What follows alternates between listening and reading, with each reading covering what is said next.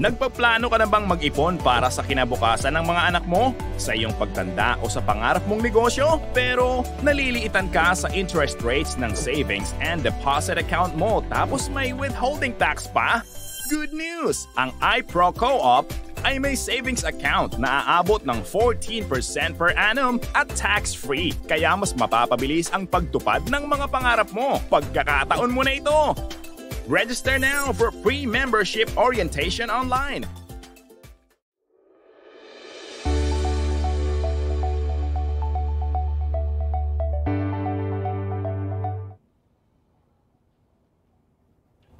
Alright, magandang buhay po. Magandang buhay, Sir Eric. At syempre, sa lahat po ng ating mga viewers, sa lahat po ng mga members po natin sa iPro Cooperative. At sa lahat ng mga kasama natin dito sa office na kumakain sa pantry. Yes, sir! Na sana binuksan yung kanilang mga phone na para panoorin tayo habang mga kumakain dyan. Oo. Pero mukhang binuksan naman nila, ma'am. Opo. Kasi may isang viewer. So, magandang buhay po sa inyong lahat dyan. Kamusta po kayo? Yan. So, comment lang po kayo dyan. I-share nyo po yung ating live for today. Ayan. Yes. Good to be back, ma'am. Yes. No? Parang ilang session ata na wala po ako dito, ano? One lang naman, sir. Kasi isang linggo parang Parang ang tagal na, no? Oo. So, ayun. Yan. So, see you next week. Ang bilis no? Nagpakita lang. See you next week kaagad. So, ano bang pag-uusapan natin ngayon sa ating kwentuhan session, ma'am? Ayan. So, yung last na naging topic namin, sir, ni Sir Gian ay about sa benefits po ng Ghiblis, which is natakal naman din siya nung nagkaroon tayo ng webinar, no? Pero ngayon, all about insurance. Yung mga... Uy, bagong-bago. Ayaw pag-usapan, sabi nga, no? Sa caption. Yes. Ayaw niyo pag-usapan, wala kayong magagawa. Gusto namin pag-usapan. Char. Bakit nga ba, ma'am, ayaw pag-usapan? Kasi nga daw, parang inaano nila na malapit na ba akong mawala? Parang ganon. Diba? And also, parang sinasabi nila na expense daw po yan. Okay. Diba? Hindi ko pa kailangan yan. Healthy pa ako. Kaya ayaw nilang pag-usapan siguro. Ganon, sir. Ngayon. Isa pa sigurong, tama, no? Kasi pag sinabi mong insurance, ito yung something na maglalabas ka ng pera, pero wala kang immediate na... Return, parang gano'n. Oo, return or parang gratification. Yes. Diba? Parang, unlike sa kapag bumili ka ng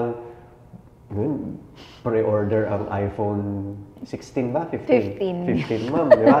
So, wala pa yung unit.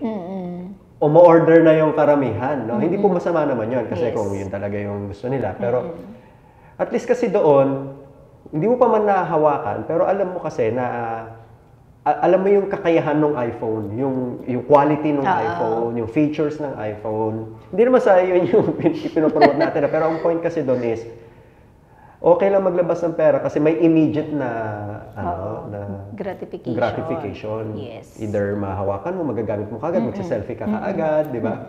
Ang problema lang sa ganun, napansin ko, ang hirap niyang, kunwari, pipicturean kayo, ma'am. 3 kasi yung camera, di mo alam saan ka titingin. Sa dami. Hindi ba 5 na yun, sir, ngayon? Ay, dahil, hindi ko alam. Hindi ko din sure. iPhone 15 na no? Oo nga, iPhone 15 na So, yun, walang immediate na gratification kasi insurance nga yan. Diba? So, parang, susubukan mo ba munang mamatay, di ba? Parang try ko nga. Try. Para may kung totoo ba? Yes. Which is, hindi rin naman sila yung makaka-receive nun, di ba, sir? Exactly. Oo, hindi rin sila makaka-receive. Parang, naglabas ka ng pera, tapos at the end of the day, may nangyari sa'yo hindi inaasahan, hindi naman din ikaw makakatanggap kapag kinuha ka ni Lord. Ni Lord, yes. So, siguro yun yung bakit ayaw nila pag-usapan. Wala silang nahahawakan, parang gano'n, di ba? Ano pa? Silang nagagamit. Ano pa kaya? Kayo, sa tingin ninyo, bakit, kayo ba, nanonood dyan, kayo ba ay excited pag ang pinag-uusapan nating topic ay life insurance? Kapag may nag-alok sa inyo, sa ngayon, ang dami sa social media, no? Bigla ka na lang i-message. Oo. Na, i-offer ang kanilang mga life insurance products. Kayo po, kung kayo yung na-offeran, all of a sudden, biglang boom, may nag-message, ino-offeran po tayo nito. Ano agad yung inyong nararamdaman, ang interpretation ninyo? Ito ba yung, teka, insurance to. Ayokong pag-usapan. Pero pag tinanong mo siya, may insurance ka na ba? Wala pa. Yung ano ko, yung sasakyan ko meron. Yung sasakyan ko meron, kasi required. So, ayun, pa-comment nga po kung ano yung inyong pakiramdam kapag, ayan, may nag-comment. Meron na, sir. Ayan. Si Sir MJ Season. Wow, Naku, first time natin. Bagong-bago lang to, sir. Ayan. Uncomfortable pag-usapan ng insurance. Maliban sa usapang patay. Yung iba, kasi feeling nila, bebentahan lang sila. Yes. Tama. Ala pa akong pera. Sabi naman ni Ma'am Ronslyn. Mga bago nating viewers ito. Oo nga. No? Mga bagong-bago, Sariwang-sariwa. So, ayan, so unahin natin yung kay Sir MJ. Hindi komportable yung pag-usapan sa una, di ba? Ang usapang patay na yan, di ba? At saka, pakiramdam kasi nila ay bebentahan lang sila. Yes. Agree ka ba doon, ma'am?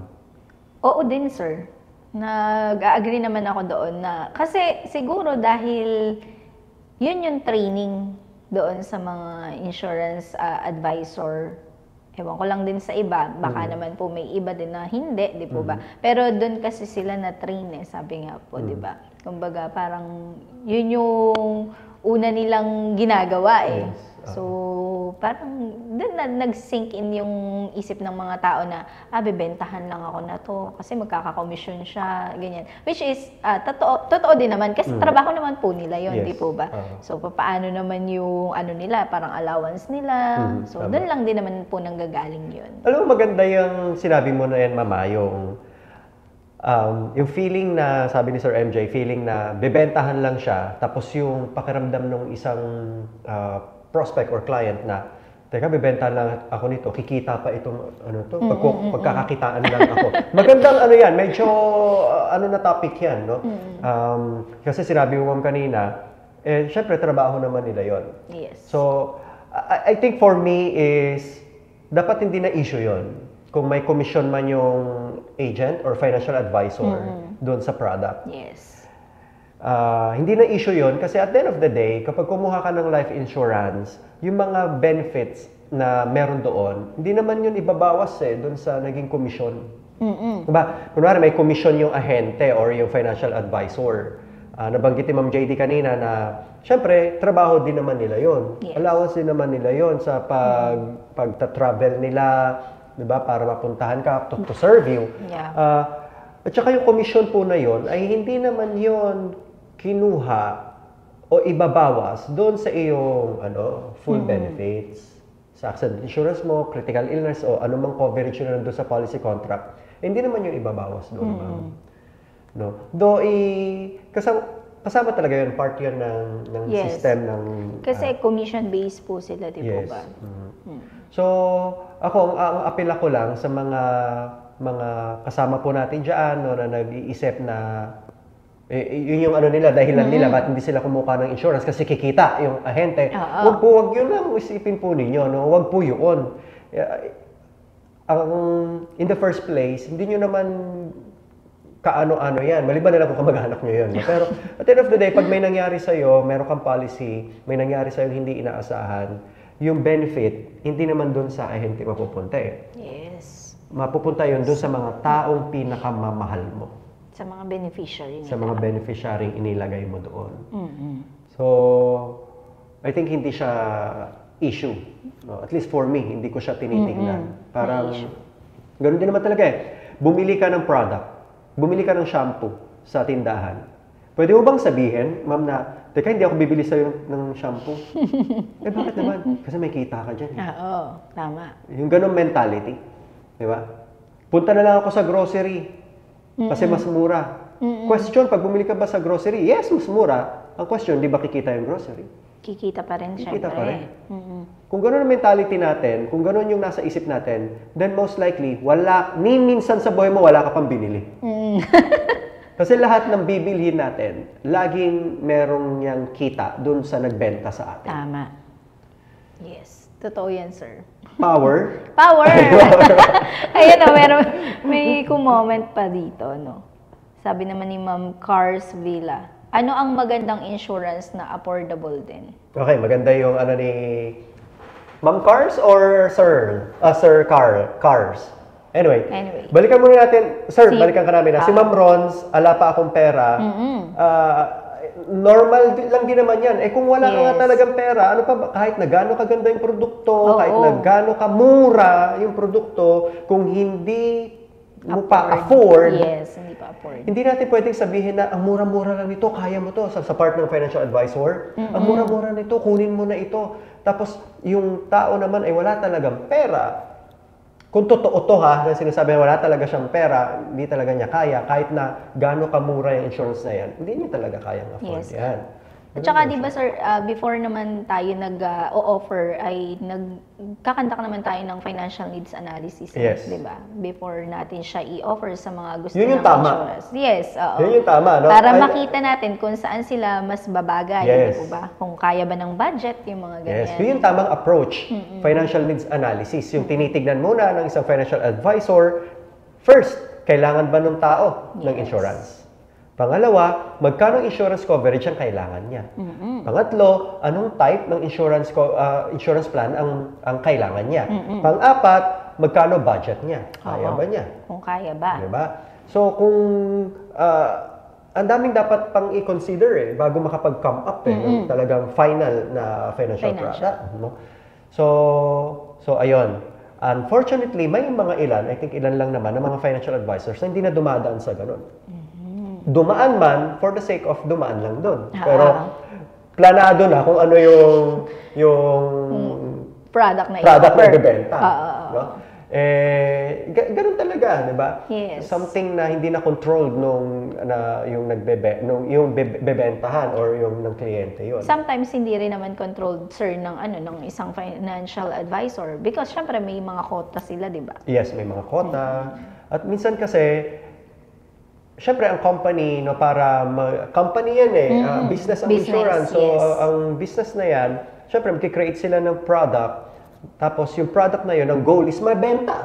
Para hindi magsara yung kumpanya. Yes. Ganun lang naman yun Ngayon, para mabenta yung produkto na yan, kung ano-ano yung mga promos, diba? Incentives, parang, sige, trip to ganito, trip to ganyan. Pag nakabenta ka ng ganitong product, ay pwede kang mapunta sa Japan, for example, or sa South Korea, or etc.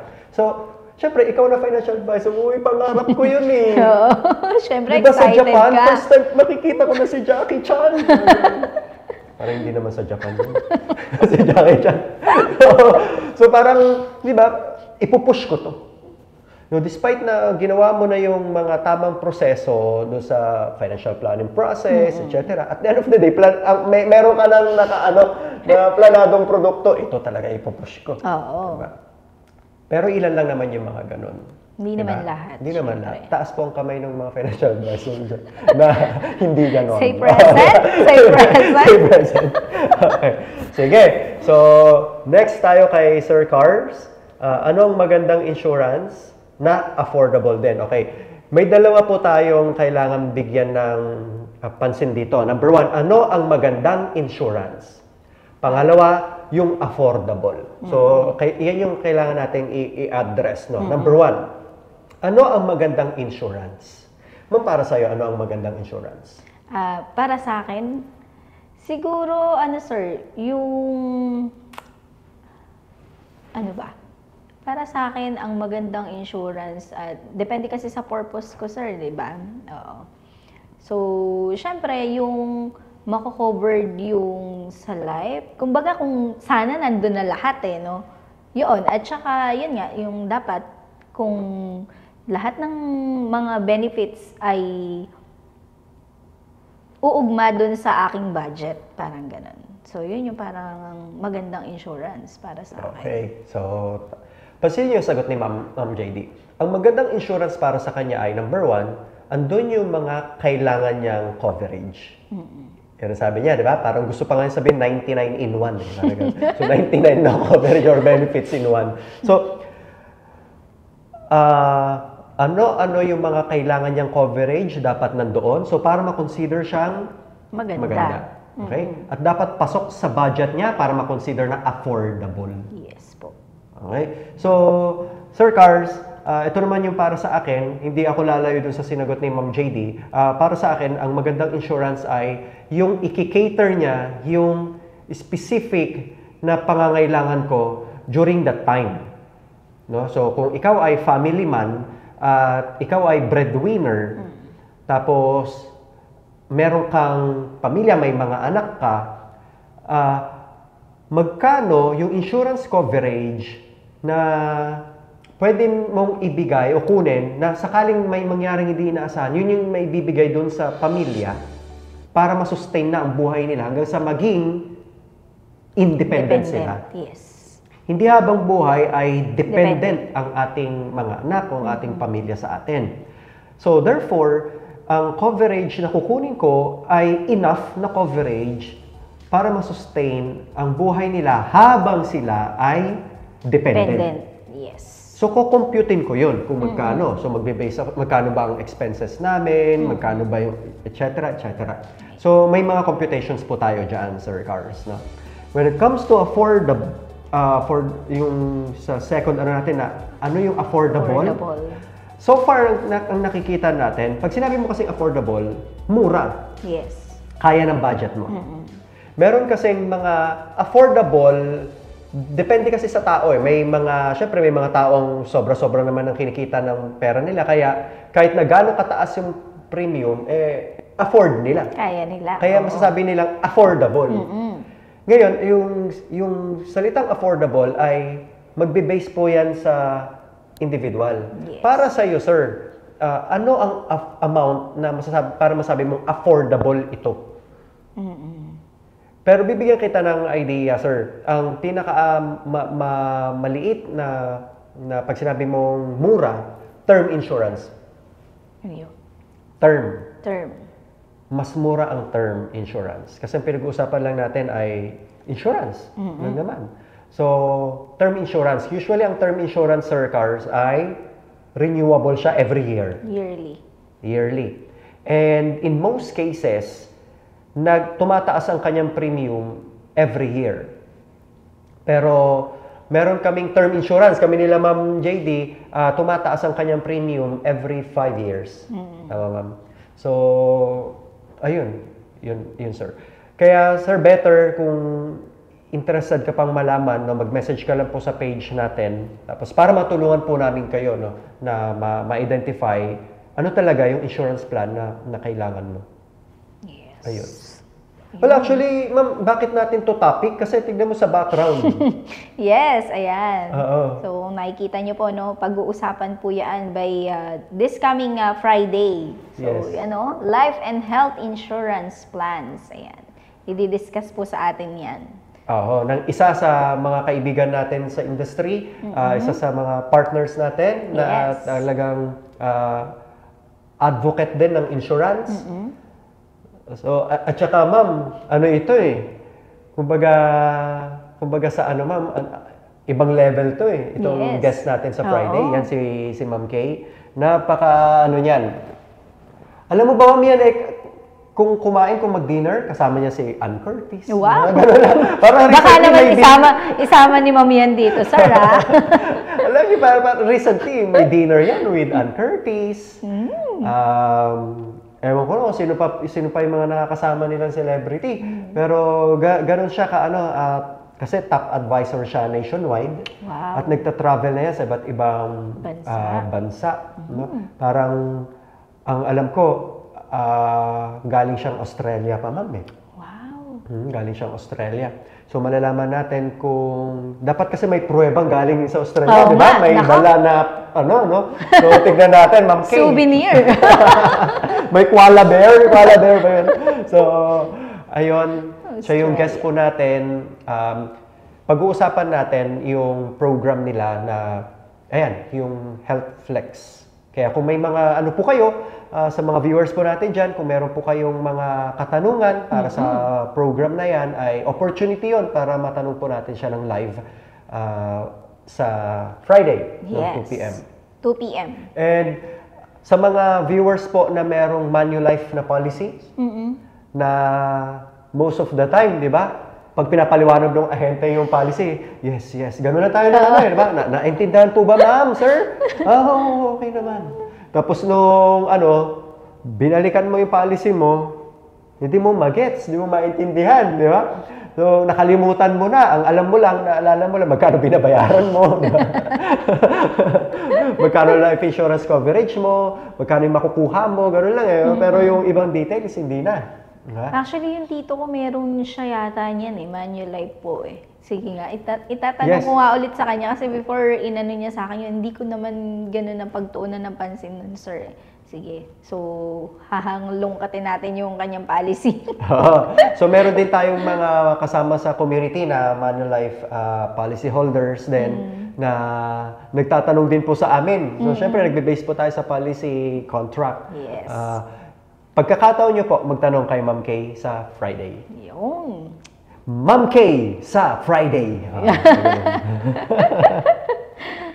Okay. So, Sir Car, sana nasagot. Oo nga po.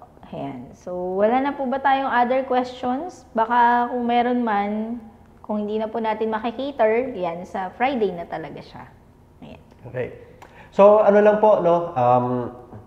Sa mga members po namin na negosyante, yung mga members po natin na negosyante dyan, inactivate na rin po natin ang ating credit facility. Sa ngayon po ay nakafocus lang po tayo doon sa business loan na project. Yes. So ang objective po natin ay matulungan, may empower po ang mga negosyante po nating mga members. So kung kinakailangan po ninyo ng mga advice, kinakailangan po ninyo ng financial na help, pwede po kayong pumunta sa office, tignan po natin kung paano po kami pwedeng makatulong po sa inyo. Sa mga members po yan. Yun, sa mga members po natin. So sa mga hindi pa member, attend po kayo. Tara na, mag-member na. So, ayun. So, I guess yun lang po. Kita-kits po tayo sa Friday. Yes. Para dyan sa ating topic na yan. And next week ulit sa kwentuhan. Yes po. So, every Wednesday po ang ating kwentuhan session, 12 noon po yan. And ang ating pre-membership orientation seminar po ay from Tuesday to Friday at 2 p.m. and Saturday at 10 a.m. po yan. So, see you po ulit by next week. Kailangan na po namin i-end kasi may isa na lang pong nanonood at mukhang kami pa yon. So, sabi nila, lagi po nating tatandaan na ang kasaganahan ng buhay ay napagtutulungan. Magandang buhay! Magandang buhay po!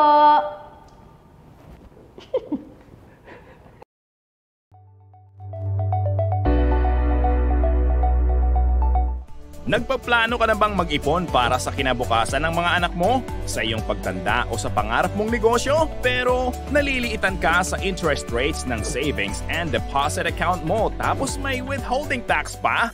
Good news! Ang iPro Co-op ay may savings account na aabot ng 14% per annum at tax-free. Kaya mas mapapabilis ang pagtupad ng mga pangarap mo. Pagkakataon mo na ito! Register now for pre-membership orientation online.